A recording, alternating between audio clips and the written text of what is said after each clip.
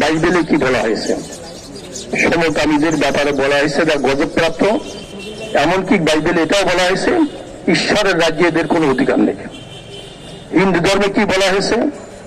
কোন তরুণ তরুণী কুমারী দুইজন যদি সমকামিতায় লিপ্ত হয়, এদের সাজা হলো 200 মুদ্রা, এদের জরিমানা করতে হবে আর 10টা বেত্রাঘাত করতে হবে। আজের বয়স্ক মহিলা কোন কুমারী নারীর সাথে সমকামিতায় লিপ্ত হয়, তার আঙ্গুল কেটে দিতে হবে, মাথা নেড়া করে দিতে হবে, গাদার ভিতরে চড়িয়ে জনসড়কে ঘোরাতে হবে। আজের পুরুষে পুরুষ সমকামিতায় লিপ্ত হয়, তখন তাদেরকে কি করবে?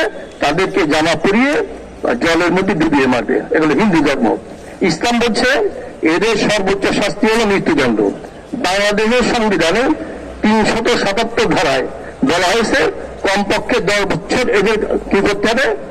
কারাদণ্ড দেওয়া হবে, আর সর্বোচ্চ মৃত্যুদণ্ড, আর এর সাথে অর্থদণ্ড থাকবে। তাহলে বোঝা গেল হিন্দু ধর্মে যেটাকে ঘৃণা চোখে দেখেছে, বাইবেলে দেখেছে, বাংলাদেশ সংবিধানে সেটা পছন্দ করে।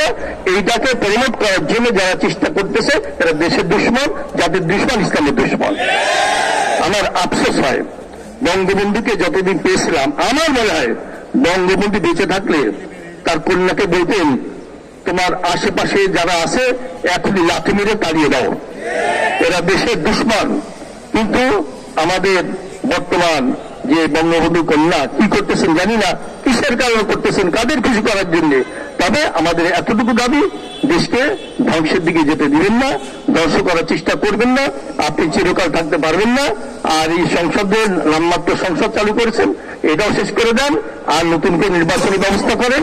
এদেশের মানুষ এই দামি নির্বাচন মানে নাই, আগামীতে মানবে না। আর অভিভাবকদের একটা কথা বলি, আপনাদের ক্লাস করতে হবে। যতদিন পর্যন্ত শয়তানি দূর না হয়, আপনারা শিক্ষকদের উপরে নির্ভর করবেন না, প্রতিষ্ঠানের উপর নির্ভর করবেন না। ক্লাস নিতে হবে সন্তানের। কেন? ওরা নাস্তিকতা শিক্ষা দিবে, ওরা সমকামিতা শিক্ষা দিবে। আপনার ইমানি শিক্ষা দেওয়ার জন্য দৈনিক আপনারা স্বামী স্ত্রী দুইজনেই সন্তানকে মানুষ করার চেষ্টা করবেন, ইমানি প্রশিক্ষণ দিবেন। তাহলে অন্তত ওরা আগামীতে নাস্তিক হবে না এবং সমকামিতা লিপ্ত হবে না। আপনাদের সবাইকে ধন্যবাদ জানাই। আসসালামু আলাইকুম রহমতুল্লাহ।